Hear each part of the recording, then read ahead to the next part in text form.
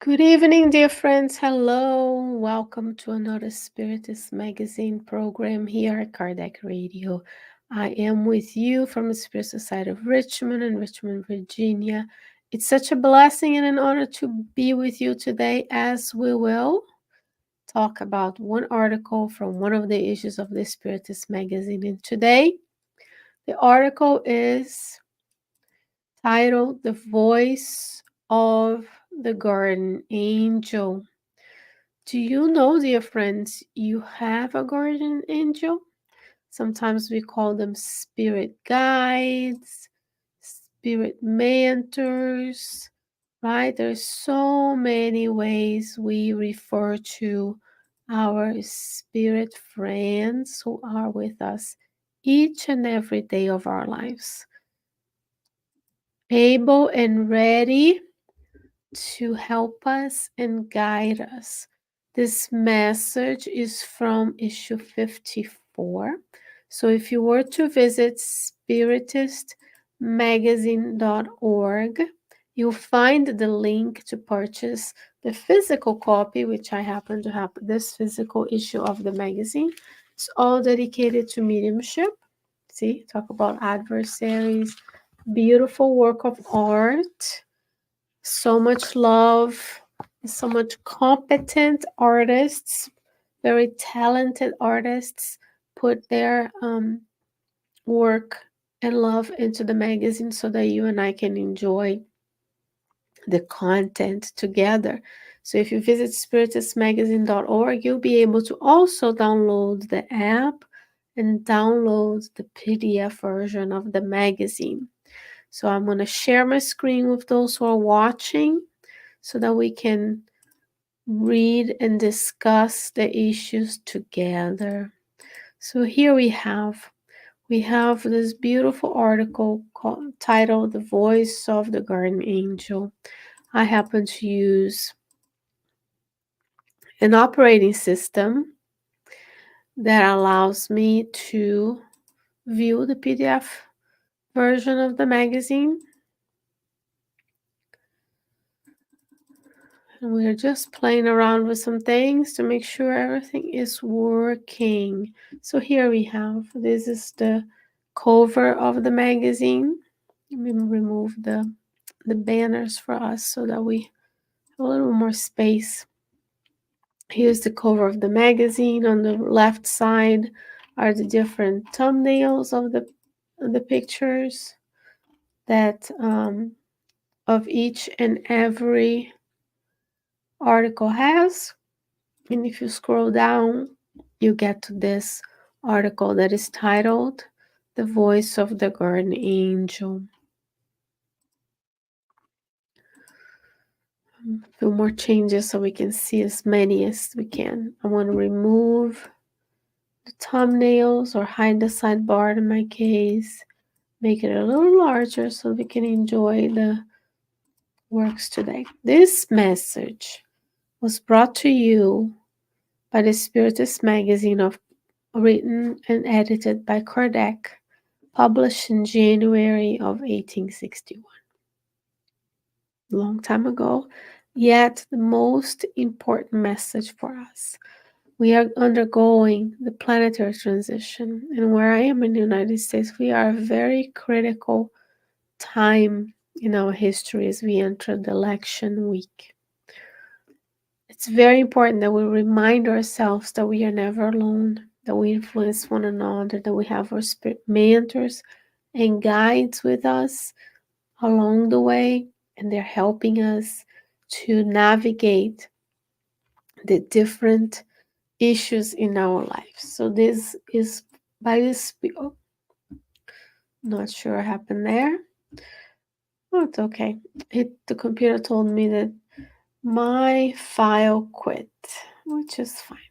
We are together and we are always overcoming the difficulties, if any, in our lives, right? The important part is that we are together. Even if I can't share it with you, I can read from the magazine because I also happen to have the physical copy of the magazine today. The voice of the garden angel is what the spirit Shannon through the medium Miss Huet brought to us today. So let's see what the Spirit Shannon has to say. Make myself smaller so the article can be bigger. He says, or she says, all human beings are mediums. Everyone has a spirit that directs them for the good when they know how to listen to it. Did you know that you are a medium? But Shane, I'm not a medium. I don't speak with the spirits. I don't see them. I don't hear them. That just means you're not an ostensive medium. In the medium's book, Kardec brought to us that we are all mediums. And the intuitive subliminal mediumship that all of us have, you also have. Perhaps it's the intuition, perhaps it's that idea that comes at the right time. Here is the Spirit Shannon telling us that we have a spirit that directs them for the good when we know how to listen to it. There are also different classes and types of spirits who are all around us as we learn from the Spirit's book, also from the Gospel according to Spiritism. Those are spirits who are enjoying the things that we enjoy, that partake in the things that we partake. There are our friends we call obsessors, or they help us progress. There's our familiar spirits, our sympathetic spirits, and then we have our protecting spirits. Our guardian angels is there. Your guardian angel is there.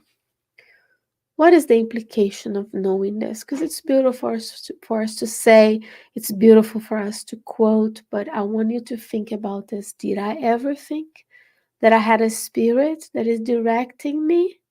And your guardian angel is going to direct you to the good. It's their job. They are more elevated than you and I. How do we know that? Imagine someone who is by your side, who helped you devise your reincarnatory plan, and then they have to come and wait for us to listen to its advice. It's probably very difficult to do so. Just try not to interfere in someone's life that is around you, right? We always have an advice, an idea. We think we know best, but we have to think about we have free will. The guardian angel guides us, but we can say, no, no, no, today I decide to go against your advice, and they have to restrain. If the spirit that is around you is very insistent and loud and telling you to do things, it's likely not your guardian angel. It's more likely a sympathetic spirit, a familiar spirit, or obsessor spirit who is interested in some specific outcome or some specific action. So in order to be our guardian angel, in order to be someone else's guardian angel, you have to be more elevated, because elevated spirits allow us to have free will. But do we think every day when we wake up, when we are getting ready, when we drive to work, or we drop off the kids, or we're a stay-home parent, or we're going about our day, do we think about asking guardian angel, what would be the best for me for this situation? Perhaps not, perhaps yes. So today that you won't be able to go back to not knowing. You're going to have to always take action. And now we are responsible for that knowledge. And he says, it matters little that some communicate directly with the guardian angels through a particular mediumship. Yes, there are some who can speak directly with them and then can hear their guidance and counsels directly. Others hear it through only the voice of the heart and intelligence. So that's that gut feeling, that intuition. You feel like you should do something, call someone, take an action, or sometimes not take the action. So there are many different ways that we can, throughout our days, to interact with our guardian angels. Nevertheless, you will not cease to be a familiar spirit that advises you. So they're saying, it's there. And dear friends, the presence of your guardian angel, as well as the fact that we reincarnate, that God exists, is independence of our will. So even if you don't believe in reincarnation, in guardian angels, and God, they are still there. The concepts are there, and they are influencing or trying to influence our lives. But now that we know, we can work on having those channels of communication opened. Call it spirit, reason, intelligence. It's always a voice that responds to your soul and say good words to you. Not only you do not always understand them, right? Because sometimes the voice is responding to questionings that we have. And how many times our questions and our um, asking of God and the superior spirits is not what is good for us, and then our wishes are denied or declined, and then we think God doesn't listen to us, but it isn't the right time, it's the right thing we're asking for. But it's always that voice that responds to our inquiries and is constantly inspiring us to do the good. Not everyone knows how to act according to the advice of that reason. Let's say, for example, if you today start listening to your intuition, to your ideas, to our thoughts, self knowledge, clearing the busy from our minds, meditating, good nutrition, sleep, exercise, so that we can be more balanced, would we do what the voice tells us to do?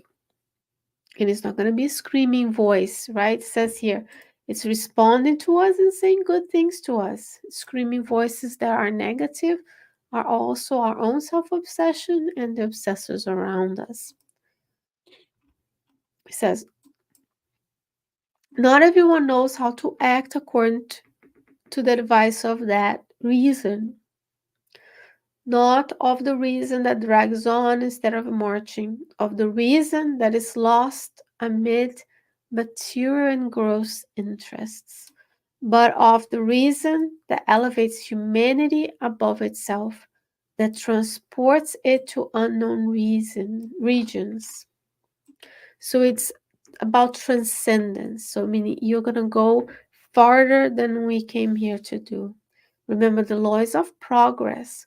So if we are paying more attention, why did I come here? Because sometimes people ask me, what is my mission?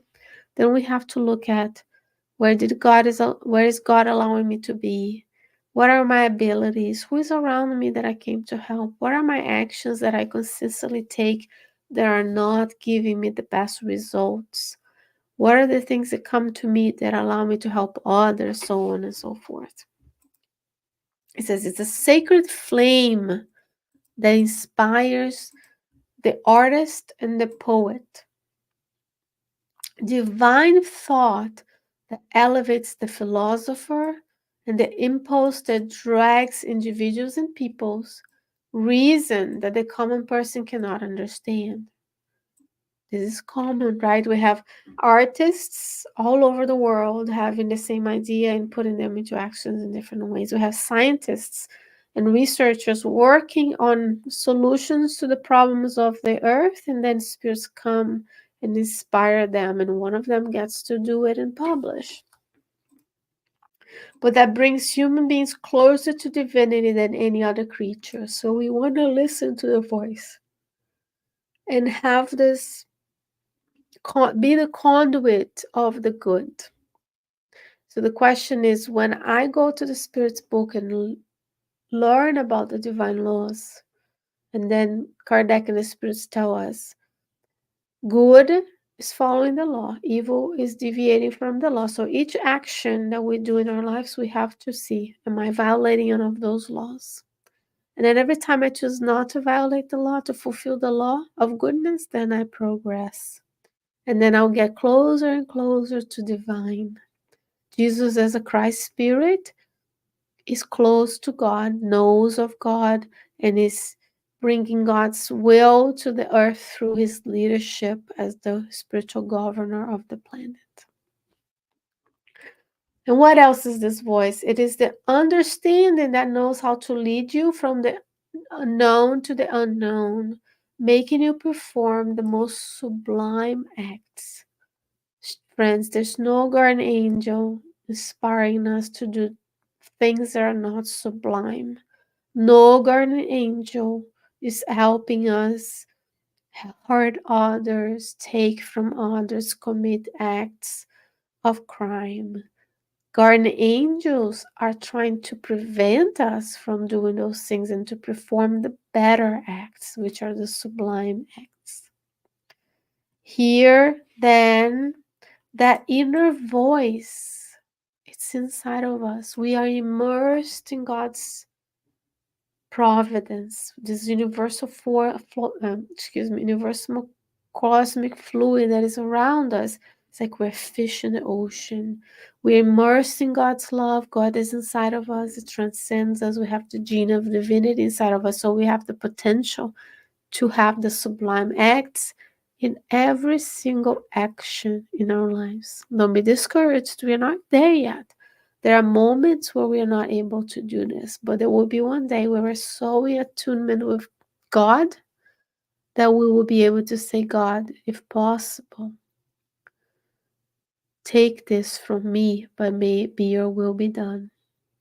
Right? Like Jesus taught us on the Father, in our Father's prayer. Hear then that inner voice, but in order to hear the inner voice, we have to calm everything else, meaning I'm not constantly, because we are addicted to busy, we are addicted to stimuli, we're addicted to the dopamine hit of our cell phones and tablets. We need to transcend, turn them off, curate the feed, not be glued to them, so on and so forth. The good genius that speaks to you without ceasing, so they are there all the time. I'll give you a practical example before we continue. In the book Life Goes On, Evelyn and Ernest find themselves in the spiritual realm after they discarnate, coincidentally from the same disease. The Life Goes On book is the last one in the Andrea Louis series. And then in the spiritual realm, after they recover, they understand their situation, they're able to be granted that merit and work, and they go visit their families. And then throughout the book, you see Evelyn and Ernest speak. They're not guardian angels, but they go and inspire their family members to do the right things, like the adoption, the choosing of paternity and maternity. And at the end, they commit, spoiler alert, they commit to helping the family for 30 years because they have to ensure that those who are incarnate, those who are planned to reincarnate, those who discarnate, they all have to meet so that their reincarnatory plan of growing up, being incarnated, growing up, meeting and forming a family and moving on gets established. So they will be there guiding and guiding. There's one beautiful scene where Evelyn inspires her mother and her stepdad to adopt a child that happens to be someone related to them that in their family circle. You're going to have to go and read about it. So that is the inner voice that inspires us to do the good.